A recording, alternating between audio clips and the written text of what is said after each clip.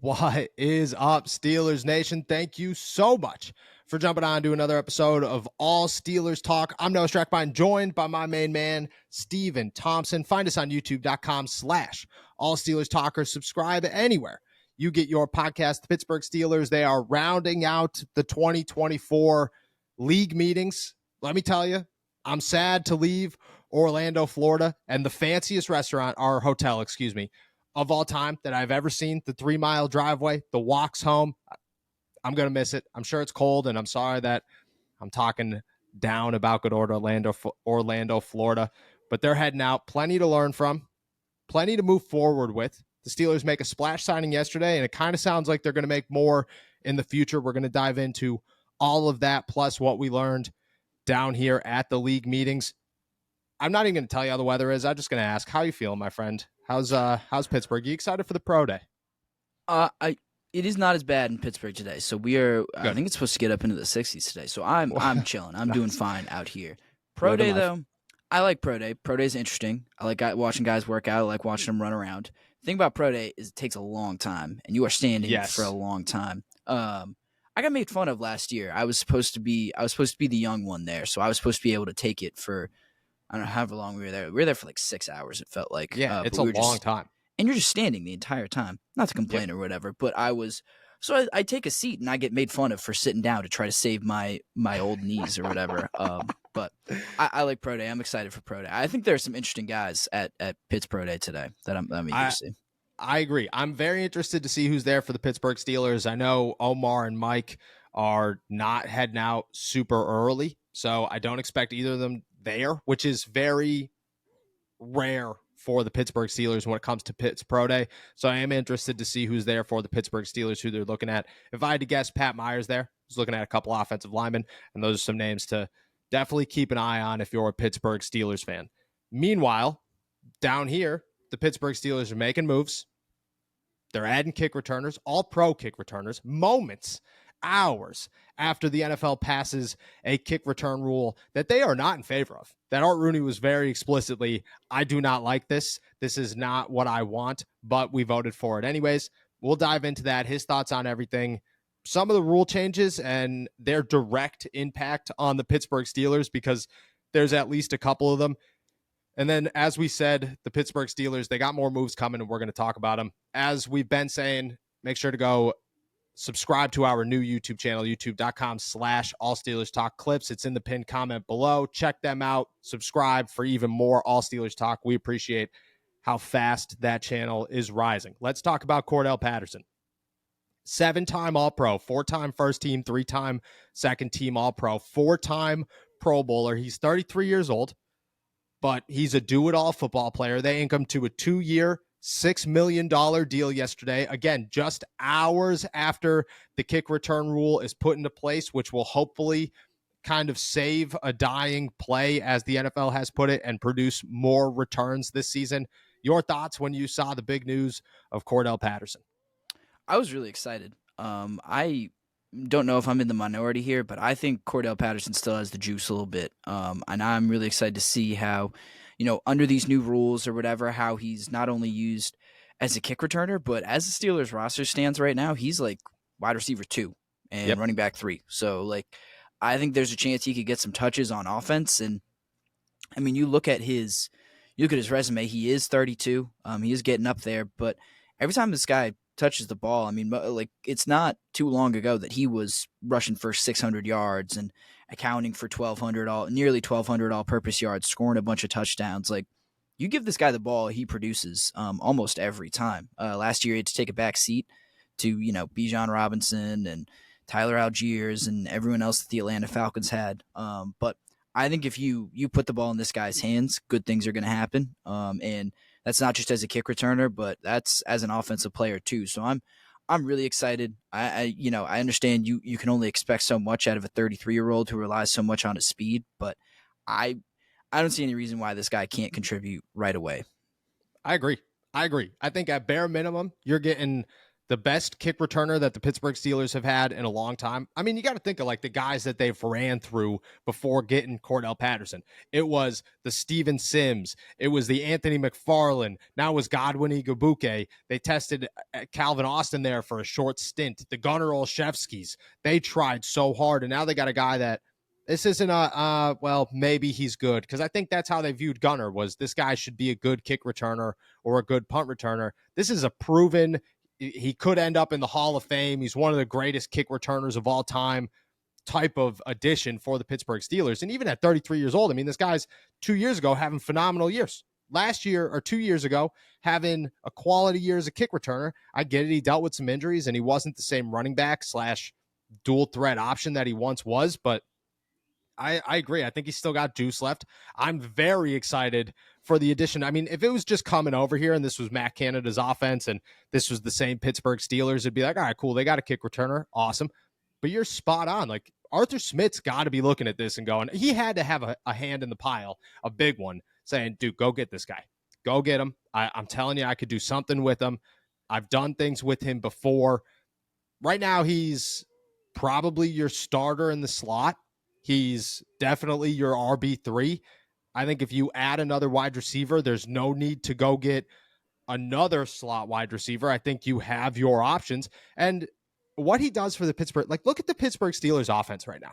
It's so, kick returning aside, I mean, what the kick return rule does and changes and allows the Pittsburgh Steelers and every team to do now is huge. And hopefully it's electric. And they have a guy who could take advantage. And I think having a running back / wide receiver back there, a guy who could read holes better, only boosts that ability, because there's going to be more, I don't know, it's almost more like a line of scrimmage type situation for these kick returners.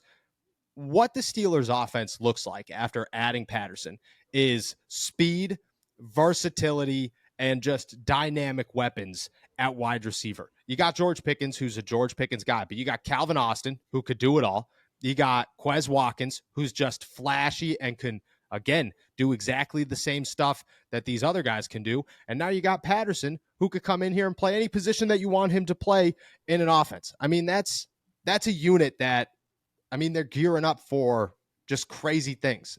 Omar Khan said it on NFL Network the other day that the Steelers are cooking up packages, or they're making packages, cool packages for Justin Fields and Russell Wilson. I expect this offense to just toss everything they possibly can out there. And I expect it to work. I think this is a massive move for the Pittsburgh Steelers. Yeah, I mean, you look at Cordarrelle Patterson. I think you make a good point about Arthur Smith and his relationship with him. I mean, you look at Patterson's only 2 years as a full-time starter. Yep. In the NFL. He was, rushing for, I think, 1,200 yards between those 2 seasons. He had nearly 2,000 total yards, 19 total touchdowns. Like, Arthur Smith knows how to use this guy. He knows how to get the most out of him. And I think the Steelers should be really excited about that.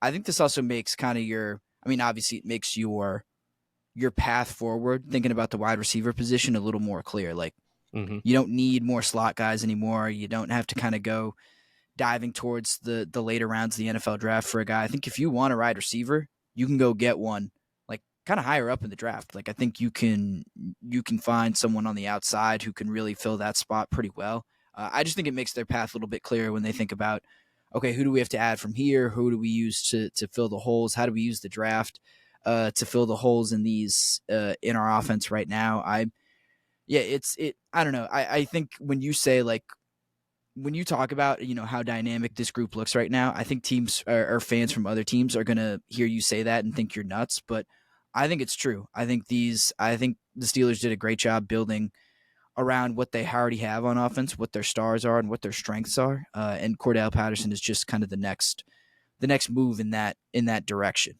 I agree. That's exactly what it is. Right now, the Pittsburgh Steelers have a bunch of wide receiver fours. I think Patterson included. I think at 33 years old, I'm not putting him as a wide receiver 3, even though he's probably going to be a wide receiver 3. But they have 2 options at least that could be wide receiver 3s. That's huge. And now you could just go to the NFL draft and say, all right, now we just need another starter. We need an outside guy who could do what George Pickens does, and then boom, we're fine. The offense looks good.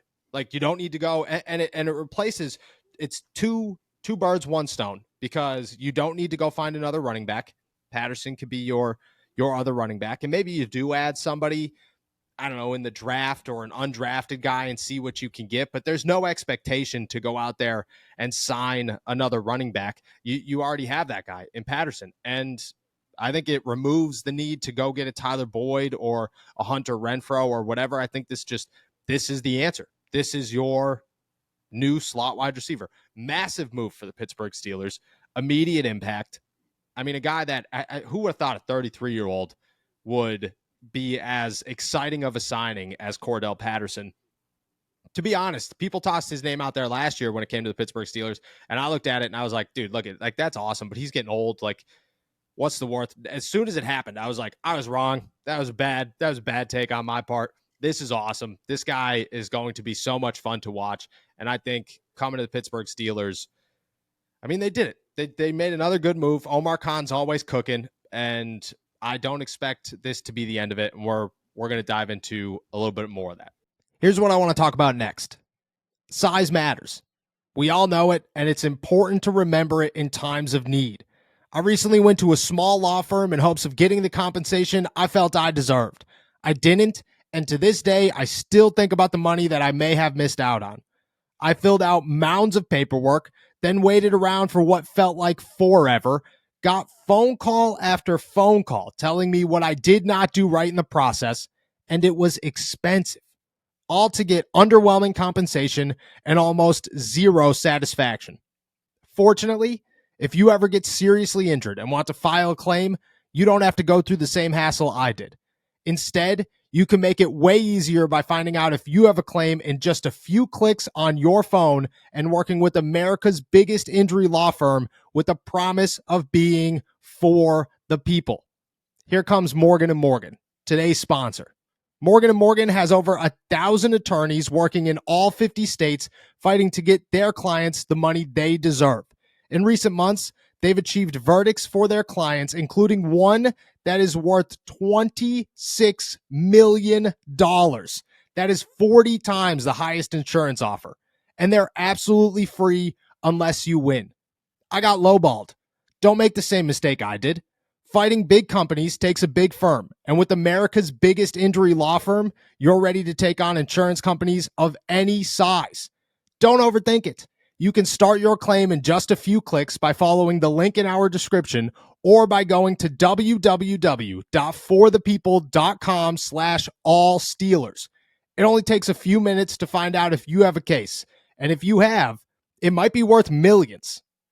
Let's talk about the owners meeting or the league meeting, excuse me. I'm having a hard time.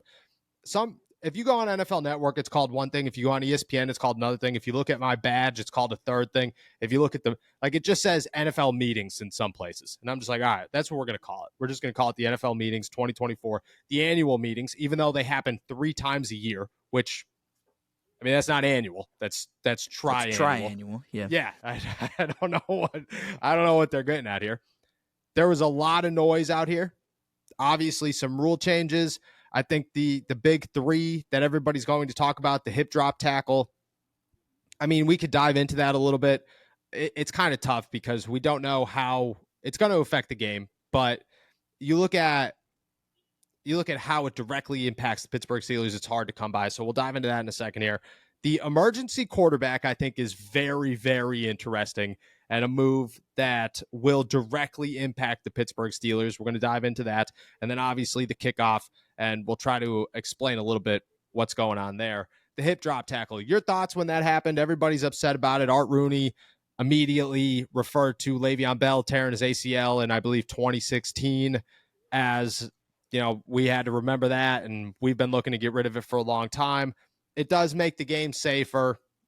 I don't know, your thoughts when it happened. Defensive players are not happy. Yeah, does make the game safer, who cares? But I mean, it's I think I understand that part of it. Like it does make the game safer. My only problem with it is that it makes referees' jobs a lot harder, and I don't think that's something that we should be doing at all. I think people are already really upset with how the game is officiated, and I think there are way too many subjective calls that officials have to make or not make throughout the course of a game, and this is just one more that's going to be, it's going to feel like an impossible decision. Like, yeah. I have a hard time understanding what a very clear hip drop tackle is going to be. They showed that video. I mean, that video that the NFL put together made the rounds, and there were I like thought it was eight. more confusing. Yeah, there were 8 different kinds of tackles in that Yeah. video. Yeah. So I don't really know what a hip drop tackle is. I can't expect that a referee is going to know what a hip drop tackle is, and I cannot expect that there is going to be consistency across the board with how it's called. So I think that is my biggest problem with it. Yeah, I agree. I think that I was kind of for it. I thought it was a bit of an overreaction, but I understood you want to make the game safer. You want guys to get injured less. At the same time, they're trying as hard as humanly possible to avoid taking turf out. So, all right, what are the other things that we can do beforehand to stop ACL tears? Blah blah blah. Once they showed the video, I looked at it and went, I don't. These are not hip drop tackles. Like half of them were just tackles. Like half of them were, if I was 170 pounds and Derrick Henry is running at me, this is the only way I could tackle this man. So this is how I must tackle this man. I don't know. I think it is going to be tough. The refs are already such a controversial part of the game and have such a negative impact a lot of times on these games that I think this is going to be even worse. It's another year where things are going to get really bumpy and there's going to be a lot of mistakes, and then they're going to have to correct it next year because it's so hard to go through it. I don't know. I'm kind of waiting and seeing. This is we'll see how guys adjust and if it does make the game safer. I was looking at a stat. It was like 15 players over the last X amount of years suffered ACL injuries because of this hip drop tackle. And there was like 520 hip drop tackles over that time. And I was like, that just to me seems like a very low number, like a really not a driving force to make such a drastic change number. But I'm not in there, and I don't know. So I think that's a work in progress. We'll see how that works. The emergency quarterback rule, very interesting. Now teams can elevate a practice squad quarterback on game day, unlimited amount of times throughout the season, instead of having to have that emergency quarterback on the roster. For the Pittsburgh Steelers, this immediately impacts how they make decisions because they almost always keep 3 quarterbacks on the active roster.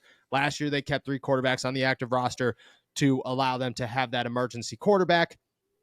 Now you look at it and you say, I mean, we could have a practice squad guy, and you look, there's 2 sides to this. There's if you draft a guy like Joe Milton and you want to put him on your practice squad because you don't think he deserves a roster spot, you want to save a roster spot, cool. But chances are you're going to have to protect that guy on your practice squad every single week throughout the season. He's going to have to be one of those 3 guys that you protect every single week. On the other hand, if you put a guy like Kyle Allen on there, chances are nobody's picking up Kyle Allen. And they're just going to be like, all right, cool. That guy's out there. We have a veteran backup. Who cares? So I think it makes things very interesting for how you build a roster. I don't know. Do you expect change? Do you expect the Steelers to go in a different direction than their typical, we keep 3 quarterbacks and that's how we operate? Not really, to be quite honest. I was a little surprised by the Kyle Allen signing. I thought they were going to honestly fill that last spot with a rookie, to be real with you. I thought they were going to draft a guy or sign an undrafted free agent. So I was a little thrown by that, but I don't think this really changes the calculus at all. I do still think they go and get a rookie, either from the draft or an undrafted guy. But I think you're right. Like Allen is probably the guy that you're sliding into that just because he's easier to keep around, assuming that you want to keep all 4 of those quarterbacks, 3 or 4, I guess.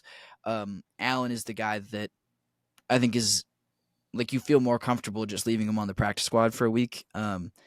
A guy like a Joe Milton or a Michael Pratt, I have to run through who the draftable quarterbacks in that range would be. But guys like that, like those are going to be harder to protect, with given how young they are. There's some guys with some nice tools. Allen doesn't seem as flashy, doesn't seem like a guy that people are going to love. But I think this does give him some more flexibility, if nothing else. Yeah, I agree. I could look at it and say, if you get an undrafted guy and you think he's cool, you can keep him on the practice squad, get rid of Kyle Allen. If you like Joe Milton's never going to survive on the practice squad. That'll never happen. I I think it rules anybody out. I think the Kyle Allen signing rules out all middle round guys. I think Joe Milton might be the only guy that they'd probably draft because he's going to fall to the 6th or 7th round. Unless he moves his way up. Quarterbacks always move their way up. An undrafted guy I think could work. But I agree. I think if anything, it just saves them a roster spot because they could put Kyle Allen on the practice squad and say, all right, sounds good. Like, there you go. There's our emergency guy. We'll elevate him. At the same time, if you have that roster spot, you now lose an elevation. So you have to take that into consideration. It makes things very complicated, much more complicated than it just says on paper, where it's like, oh, cool. Now you can elevate a guy from the practice squad for your emergency quarterback spot. That's awesome. But now you can't elevate another guy. You're running out of elevations. So you have to take that into consideration and how things work out. And I mean, you can't keep signing and unsigning a quarterback to your active roster. Decisions to make. I'm sure Mike Tomlin, has a plan for this, but I think that's probably the most complicated rule change that will affect the Steelers and how they make decisions over the next couple of months. Very interested to see. I think it gets more interesting after the NFL draft and after rookie minicamp to see like, oh, okay, what does their quarterback room actually look like right now? Do they have 4 guys? Do they have 3 guys? Who's going to make that final roster spot or who's going to be that QB3? And if that QB3 is worth a roster spot, do they keep him on or do they put him in the practice squad? I think it's very interesting. Very interesting. And then the kick return rule, I'm not going to break it all down. It is wild, but it's pretty much the kickoff team's going to line up at the 35, I believe. The return team's going to line up at the 40. They're going to kick it. It's got to go into a landing zone. It almost removes fair catches and touchbacks completely from the game, which is great unless you kick it out of the end zone. If the ball rolls into the end zone, you could still pick it up. You still have to pick it up and do something with it, which I think will boost kick returns as well. I think it's just going to add more oomph to a Cordarrelle Patterson. And if you want to read that, I mean, I put up a story trying to explain everything to it. It's complicated and long. Art Rooney was not for it whatsoever. He was very much so again. He just kept saying, he's like, it'll be interesting. It'll be interesting.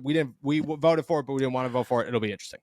That was crazy that he said that, though, that he was like, we didn't want to vote for it, but it seemed like it was going that way, so we voted so we for did it. I was like, well, why didn't you just not vote for it then? Like, you could have done that if it was already going to get voted for. I don't know. Hey, but that guy's all about making the peace, and he was like, yeah, I'm not gonna be the lone guy out here, so when I need a favor, I don't get a favor. It was, typical billionaires making billionaire moves to make sure that everybody's on the same page. So the next time that a billionaire needs a billionaire for billionaire help, that billionaire is on that billionaire's side.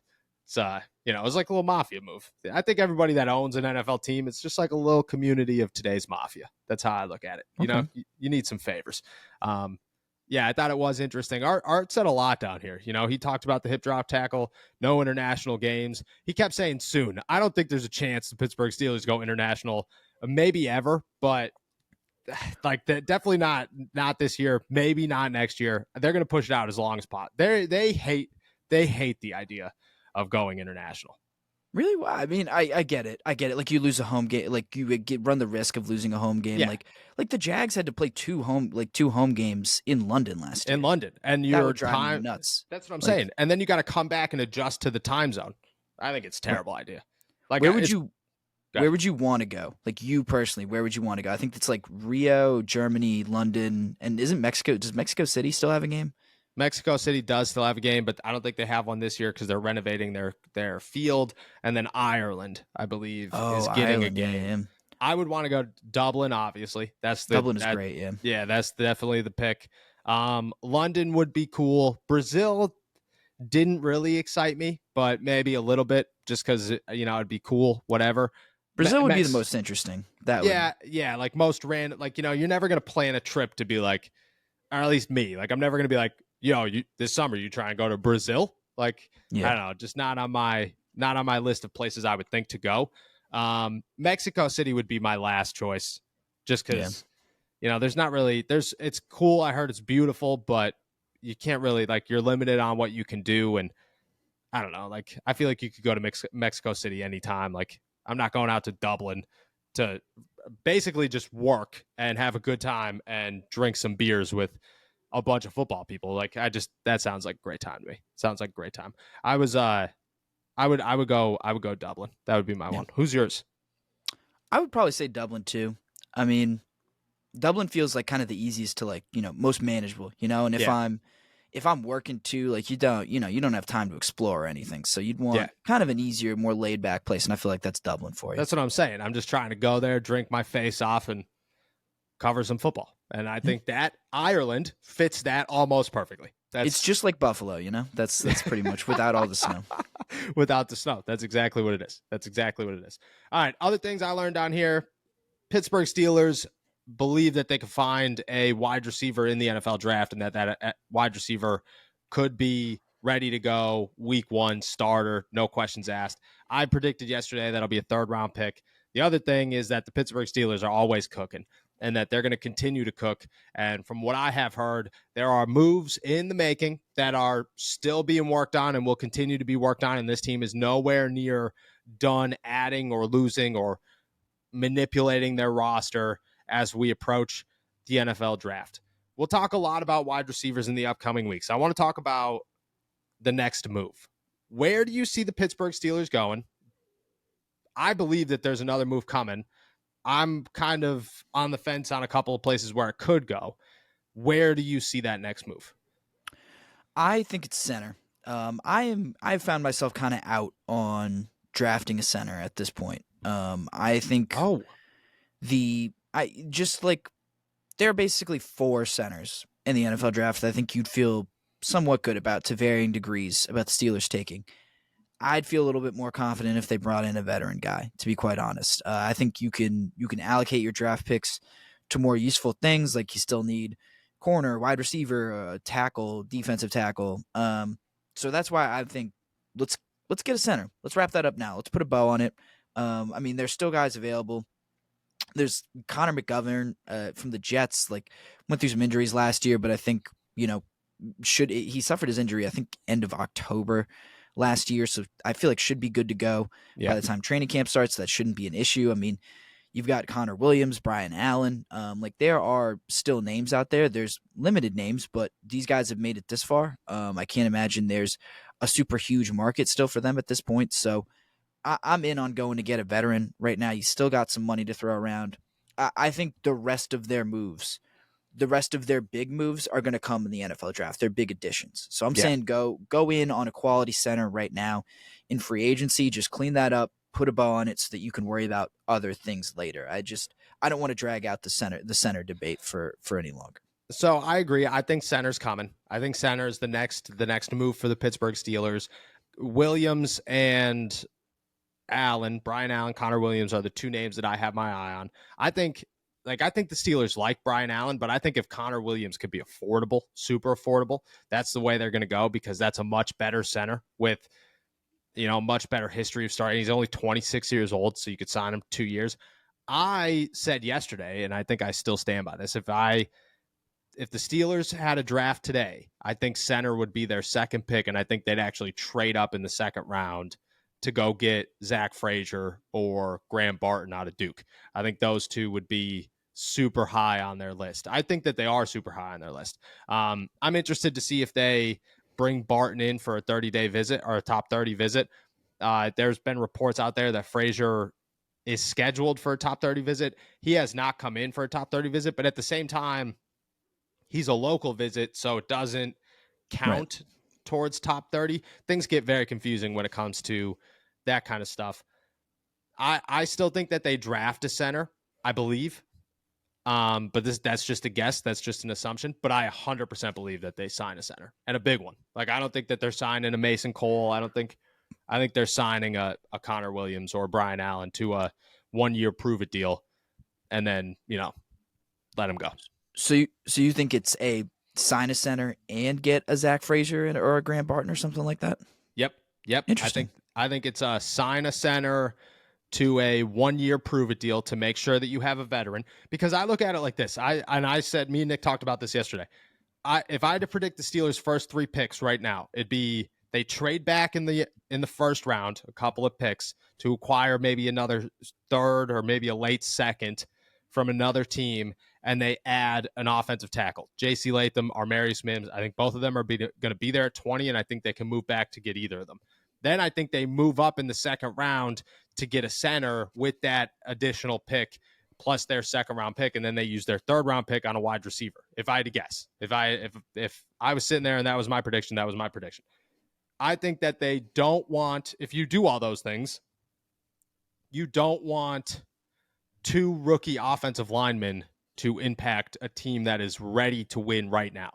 So if you have a center and then all you have to do is replace Dan Moore Jr. with Broderick Jones and then replace Broderick Jones with your next franchise right tackle, then I believe that that's the way that they could approach things. And then next year, they plug that center in. Their offensive line is ready to rock. That's it. Offensive line's good. Hopefully Nate Herbig is taking steps forward enough to the point where when Isaac Seumalo is ready to step away, Nate Herbig is the guy that's going to step in there and be the starter. And then you focus on everything else. But I think that that would be my prediction. And that's why I think that they sign a center, because I look at it and say, you know, you could start two rookies, but everything that this team has done kind of makes it seem like they're not going to sit around and just, you know, they're not going to be like, all right, well, you know, ready to go, but our offensive line has two rookie starters. So that's a question mark. Just, I feel like they could take a risk with one. They're not going to take a risk with two. That makes a lot of sense. I think you make a good point about the two rookie offensive linemen. I didn't kind of consider that that's how it would fall, because you do. I mean, I guess, like, how would you feel about kind of flipping the center and the tackle conversation? Like, is Dan Moore, like, is replacing Dan Moore more pressing than getting a center of the future? I don't know if that makes sense. You know what I mean? Yeah, I know what you're saying. I think that's an option. I think that depending on how the board falls, that could be the possibility where your rookie starter is your center and then Broderick stays at right tackle. But I think that they're going to have an opportunity to get both. Like, I don't think that the board's going to fall in a way where all these, because there's like the top heavy, really good offensive linemen, offensive tackles. They're like the big three that you're like, all right, those are going to go big. They're going to go fast. They're going to go off the board, but it's deep. So teams are going to wait, you know? And I said this last year. Last year, offensive tackle was such a heavy position to draft. Even in a draft class that wasn't that great at the position, it was a heavy position to draft. Therefore, there are a lot of teams that no longer need that offensive tackle. So you can look at it and say there will be some that are floaters later in the first round. I think Mims and Latham are both going to make their way to 20. And if the Steelers have to pick, like I see Jackson Powers Johnson going right before the Steelers, maybe to Miami or wherever, or I guess Miami's right after him, but maybe to whoever's in front of them, first couple picks before them. When it comes to the 20th, I think there's just going to be options, and I don't think you're going to take Zach Frazier at 20. So I think you could kind of make some moves. But I do think that if the board falls in a different way, in a way that I do not predict, then yes, I don't think they'd have a problem looking at Dan Moore and saying, all right, well, you're going to start this year. You know, like I think it's either one, give or take, you know, whoever's available, whoever they could be as their veteran, that's the way they're going to go about it. Makes sense. That makes sense. I can't argue with any of it. Yeah. I think the only thing I'm concerned about is third round wide receiver. I mean, just the further down you go, I feel like the likelihood that you find a real impact starter, especially at wide receiver, gets a little lower. But like we've talked about, I think they have enough on offense to kind of make you feel a little bit better about that.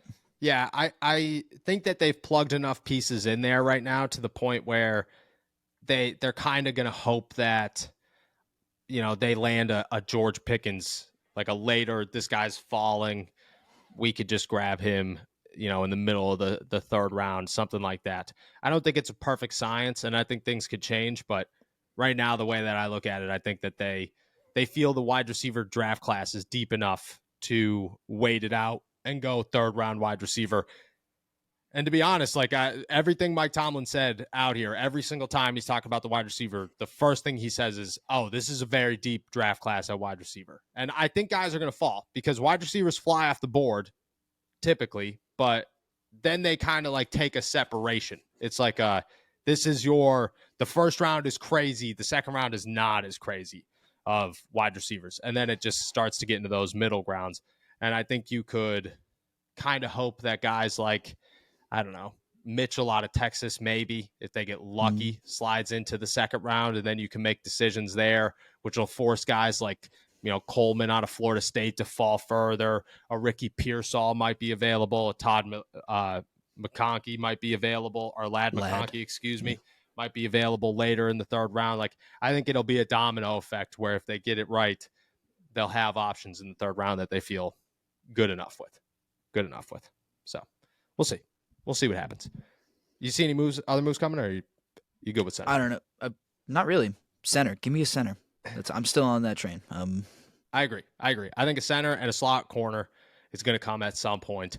I don't know who it is. I don't have names, but I do think that the way that every time somebody asked, I asked about the center position, and Mike Tomlin immediately brought up slot corner, and I went, okay. Never let him know your next move. Yeah, it's like, all right, sounds good, pal. Thank you. So I would say slot corner's on the radar. There are options out there, but I don't know. It's tough. And maybe a Chandon Sullivan returning is on their radar, but I could see them trying to kind of shoot for the stars and, see who's out there when it comes to available free agents. With that said, we're heading out of here. Thank you guys so much for jumping on to another episode of All Steelers Talk. Make sure to subscribe to us on YouTube, youtube.com/All Steelers Talk. Check us out anywhere you get your podcasts. And as always, find all of our work at allsteelers.com and si.com/college/Pittsburgh as Steven heads to the pro day. Check out our new YouTube channel, youtube.com/All Steelers Talk clips for even more All Steelers Talk. And remember that later this week, early next week, we will make sure that we give you guys enough notice. We're going to do a live stream on the other channel to make sure that we give these giveaways away that we've been promising you. Life has just been crazy with the league meetings and everything else going on. So we're kind of trying to settle that down, and then we will make sure that we do some giveaways. Enjoy another beautiful day in the Berg. Peace.